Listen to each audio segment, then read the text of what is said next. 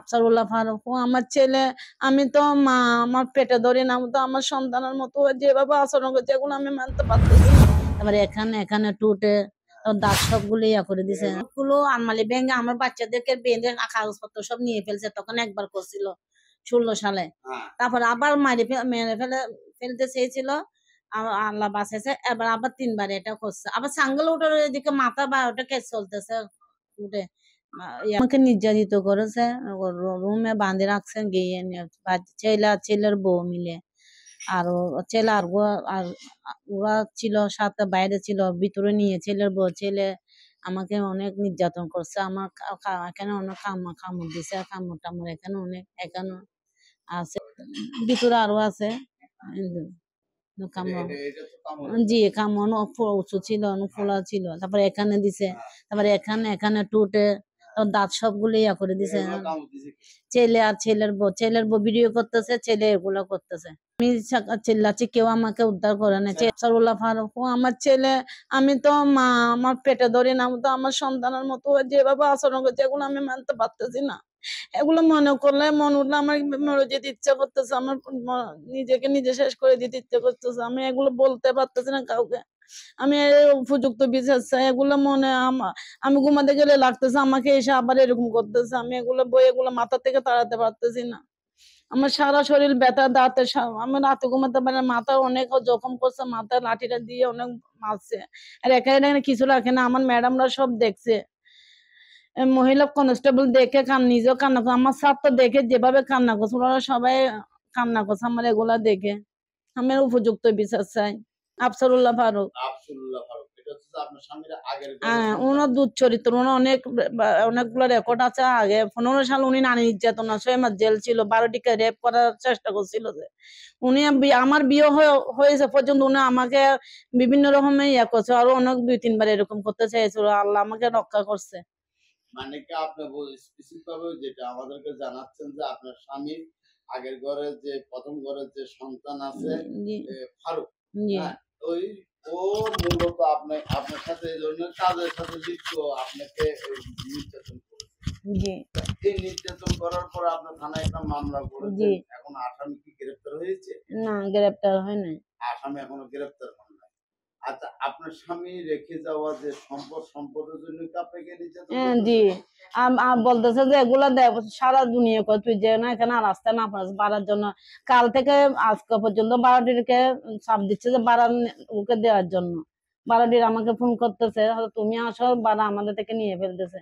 আমি স্যারদেরকে ফোন করে করে এগুলো বলছিলাম। বাংলাদেশে আনাচে কানাচে প্রতিনিয়ত স্বামী মারা যাওয়ার পরে বা মহিলাদের উপরে যে অত্যাচার নির্যাতনটা হচ্ছে, আপনার মানব অধিকারের থেকে কেমন ধরনের ভূমিকা রাখতেছে?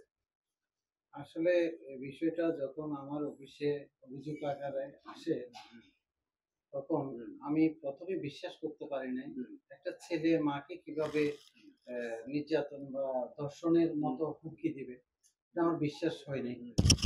উনি যখন আমাকে ডকুমেন্টারি ভাবে আমাকে বলেছে আসলে সে প্রতিবন্ধীর অভিনয় করে, সে আসলে প্রতিবন্ধীর অভিনয় করে, আসলে সে প্রতিবন্ধী না। সরকার থেকেও সে প্রতিবন্ধী ভাতা পায় নিয়মিত। আমার অফিসে যখন অভিযোগ আনয়ন করে তখন আমি তাকে একটা নোটিশ দিই, আমার সাংগঠনিক সম্পাদক ফারুক আহমেদকে দিয়ে। তখন নোটিশ পাওয়ার পর সে আরো উত্তেজনা সৃষ্টি করে। আমার এখানে যে বৈঠক হওয়ার কথা যে তারিখের একদিন আগে ওনাকে কৌশলে ডেকে নিয়ে গিয়ে ওনার ভাড়াটিয়ার মাধ্যমে ওনাকে নির্যাতন শুরু করে। যেদিন ওনাকে নির্যাতন শুরু করে ওই দিন আমরা খবর পেয়েছি। খবর পেয়ে কিন্তু ওনার মোবাইল বন্ধ থাকাতে উনি কোথায় আছে এটা জানতে পারিনি। আমরা পরের দিন ওনাকে খুঁজে নিয়ে আমরা ওনাকে নিয়ে থানায় গিয়েছি। থানায় গিয়ে ওসি সাহেবকে বিস্তারিত বর্ণনা করেছি। ওসি সাহেব ওই মহিলা কনস্টেবল দিয়ে ওনার সম্পূর্ণ শরীরে চেক করে ওনার কথার সত্যতা আছে কিনা এটা দেখেছি। আসলে বাস্তবে এটা অমানসিক নির্যাতন, যে নির্যাতন কুকুরও মনে এমন ভাবে কামড় দিবে না, যেটা আমার চোখে দেখে আবার চোখে পানি তো রাখতে পারিনি, যতটুকু দেখছি আর কি। আমি চাই এই আসামির শাস্তি হোক, এমন শাস্তি হোক যাতে বাংলাদেশে ভবিষ্যতে এরকম কেউ যাতে সাহস করতে না পারে। এটা ছেলে মার প্রতি এরকম নির্যাতন কেউ বিশ্বাস করবে না, কিন্তু বাস্তবে এই ঘটনা ঘটছে। আমি আজকে 16 বছর যাবত এলাকায় বিচার আচারও করি। এই প্রথম মানে একটা মহিলাকে একটা জায়গায় আঘাত করবে। আমাদের স্যার যখন আমাকে ফোন করছে যে ম্যাডাম আমাদের একজন মহিলাকে, অসহায় একটা মহিলাকে তার ছেলে নির্যাতন ধর্ষণের চেষ্টা করছে, খুব অন্য অন্য জায়গায় বলে কামড়াই দিয়েছে, তখন আমি বিশ্বাসই করতেছি না, কি বলে ছেলে কিভাবে মাকে, হয়তো ভাবছি যে উনি কোনো নাটক করতেছে, তখন আমি গ্যারাজ্য করি নাই। তারপর অনেক পরে মনে হয় রাতের 8টার দিকে থানায় যাই। যাওয়ার পর ওনাকে যখন দেখছি, দেখার পর যখন ঠোঁটে একটা কামড় দেখছি ওনার, দেখি বলে কি ব্যাপার আপনার ঠোঁটে কামড়, তখন উনি ওই মুহূর্তে আমাকে একটা মানে এভাবে করে এখানে জায়গা একটা দেখাইছে আমাকে। আমি এটা দেখে অবাক যে স্যার ওনার ভিতরে তো অনেক অনেক আঘাত।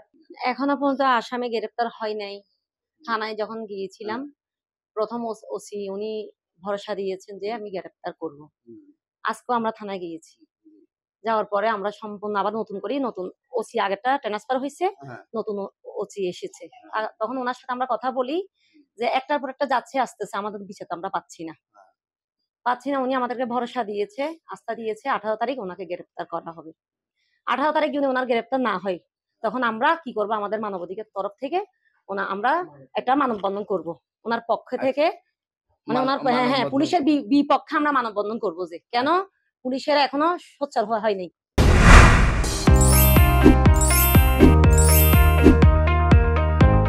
চট্টলা টিভি, ইতিহাস ঐতিহ্যের প্রতিচ্ছবি।